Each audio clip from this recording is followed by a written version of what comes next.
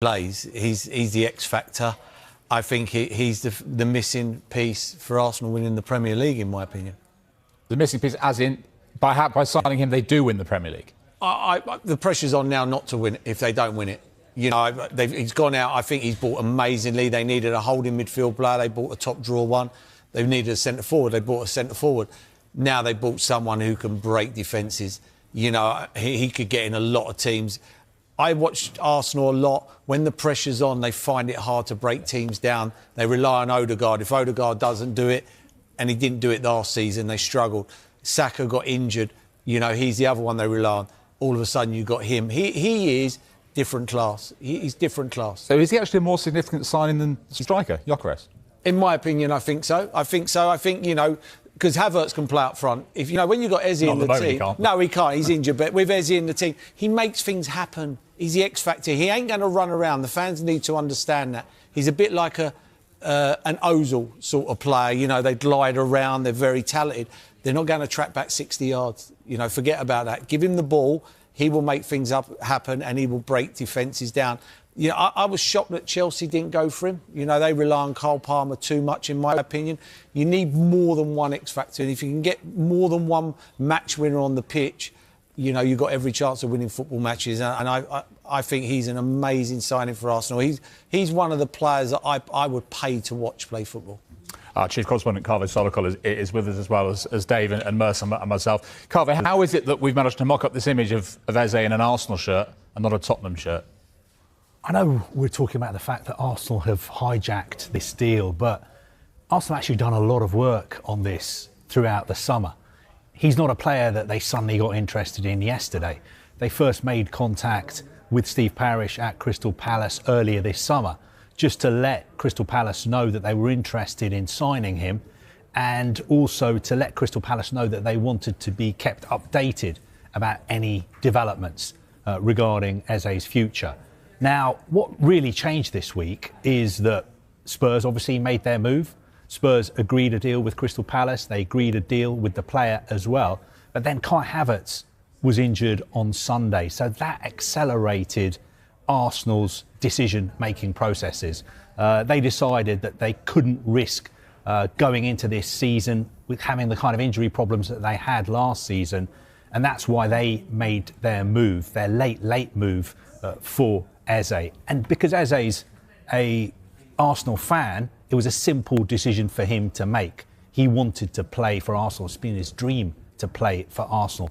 What I think is particularly interesting with the news that we've just brought you in the last few minutes, the fact that Eze is not going to play tonight, because we were led to believe that the reason he wasn't going to go to Spurs is that Spurs had agreed a deal yesterday with the club and with the player, but Crystal Palace had said, hang on a minute, we don't want to complete this deal just yet because we want him to play on Thursday night. Once that game is out of the way, then he can go to Spurs. But now it seems to be different rules for Arsenal than the rules for Spurs, because he's not going to play, because he obviously doesn't want to jeopardise his move to Arsenal. But it seemed that he was going to play if he'd been on his way to Spurs. Interesting. And Merce, just in terms of, you know, you talked about how big a sign you think this is for your old club. What will the reaction be like inside that Arsenal dressing room?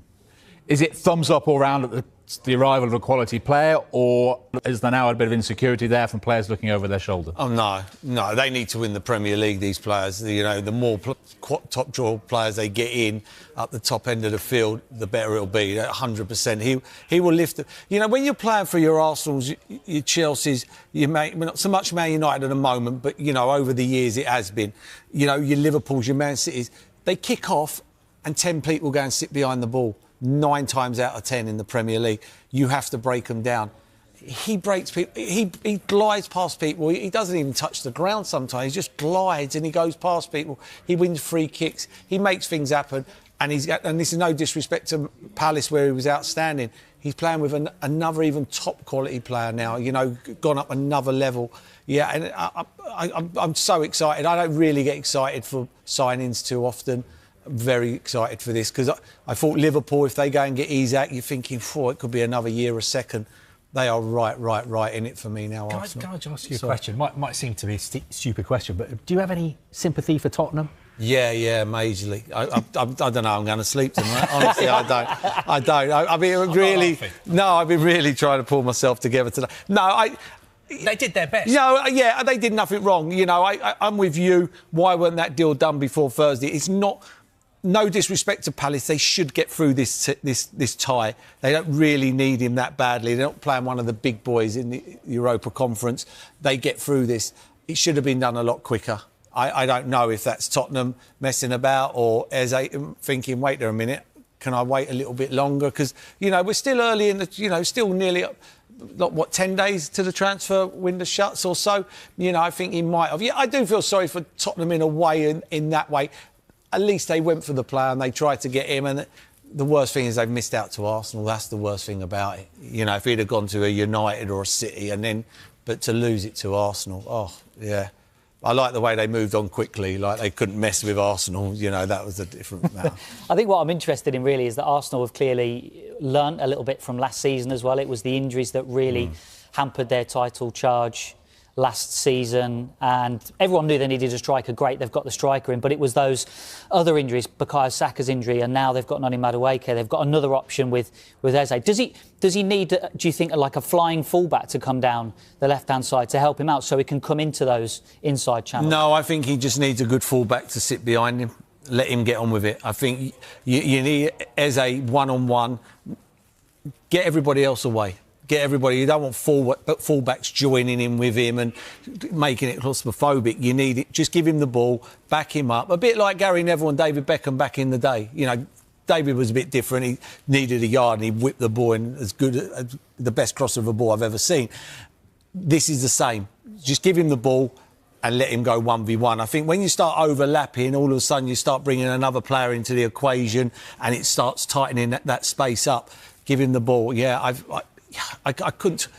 Coming off the left, people say he's got to play as a 10. I don't see that. I think Martinelli will be better away from home, you know, in certain games but when they're at home and they're dominating, they're getting 80-90% of the ball, he's got to play every home game, in my opinion, because that's where I think Arsenal need to break teams down. And the quicker they break them down, it just brings the crowd down, that nerves goes out the window, and then they can start expressing themselves. But how many times we've seen Arsenal 25, 30 minutes gone 40, it starts getting tense, you know, and I think they've got to do what Man City used to do and blow teams away early doors. And just a final aside, as well as you rubbing your hands at this and Arteta no doubt rubbing his hands, will Thomas Tuchel be rubbing his hands as well? The prospect of him, Saka, Rice playing every week together? Yeah, I mean, again, for me, he has to go to the World Cup. You've got to get match winners. Match winners win your tournaments. You know, a team wins your Premier Leagues, a team. But when you get to knockout tournaments for England, it's X factors that win you. You know, we've seen it with Argentina with Maradona. We've seen it with Argentina with Messi as well. You know, you need that X factor. You need that, and he gives you that X factor for me. But he will be coming into a team, and he's a team player. You know, he's a team player, you know, and he doesn't need too many opportunities. He doesn't need to touch the ball 60, 70 times in a football match to make things happen. You know, he's played at Palace where they play on the counter-attack and, you know, and all of a sudden they don't get the ball a lot, but he makes things happen when they get it. And that's what I like. He doesn't... Certain players have to touch it 60, 70 times to make something happen in a game. You go, oh, my God. But him... He might touch it 15, 20 times. He always makes... I couldn't talk highly enough of the lad. I think everything about him ticks the box for him being at Arsenal. And it's a great human story for him as well, because this is someone who was released by Arsenal when he was 13. He was in tears. He was an Arsenal fan. Thierry Henry was his hero. Then I think he was released by Fulham as well. He went off. He was at Millwall. He was at Reading. He was at QPR, where he did really well. And at QPR, he did so well that he's got his move to Crystal Palace, and now, you know, 13 years later, his dream has come true. So it's almost the story of it is never give up on your dreams, you know. And that's how strong-minded the lad is as well. He's had a lot of knockbacks. You know, that tells you a lot about the lad. You know, he kept on going and going and thought, you know, I'm not going to listen to you because your opinions are I'm not very good. I'll go again and again and again, and he's done that. And utmost respect for him, absolutely. You know, that's a lot what he's gone through, and keep on getting knocked back. And he'd have been better than players that were at that club who probably stayed, and he probably thought, wait a minute, I'm better than you. you know, and fair play to him. So, yeah, and fair play to Arsenal. They could have gone, that's a bit embarrassing, isn't it? You know, we let him go at 13, but they didn't. They've gone, you know, bang, we'll pay the money, and hopefully they've got to win. There's no excuses now. They've got to win the league. Arsenal eyes Morgan Rogers amid injury concerns and transfer ambitions. Following Kai Havertz's injury and the potential acquisition of Eberechi Eze, Arsenal has turned its attention to Morgan Rogers, with Aston Villa reportedly setting a hefty price tag of $90 million. This news explores the implications of these developments for the Gunners as they aim to strengthen their squad. Arsenal Football Club, historically one of the most storied teams in English football, finds itself at a critical juncture in the current transfer window. With the unfortunate injury to Kai Havertz, a key summer signing, the Gunners are being compelled to reevaluate their transfer strategy. The club's management is reportedly eyeing a move for Morgan Rogers, a young talent currently at Aston Villa, who has quickly emerged as a potential replacement. However, with Villa demanding around €90 million for the player, this transfer could test Arsenal's resolve and financial clout. The context of Havertz's injury. Kai Havertz's injury has sent ripples through Arsenal's camp. The German international was brought in to bolster the midfield and add creativity to Mikel Arteta's squad. However, his absence leaves a void that could prove difficult to fill. The injury not only affects Arsenal's immediate performance on the pitch, but also complicates their long-term strategic planning. With Havertz sidelined, Arteta may need someone who can inject pace and creativity into the squad, making Rogers an appealing option. Who is Morgan Rogers? Morgan Rogers, a young English forward, has been making waves in the Premier League with his dynamic playing style and impressive technical abilities. Originally a product of Manchester City's youth academy, he gained valuable experience while on loan at various clubs, including Bournemouth. His versatility allows him to play across the front line, making him a valuable asset to any team. Rogers' pace, dribbling skills, and eye for goal have earned him a reputation as one of the most promising young talents in England. The financial implication: Aston Villa's asking price of $90 million for Rogers may seem steep, especially for a player still in the early stages of his career. This figure reflects not only his potential, but also the current market dynamics, where young, talented players are commanding high fees. Arsenal's management will need to weigh the financial implications of such a move against their long-term strategy.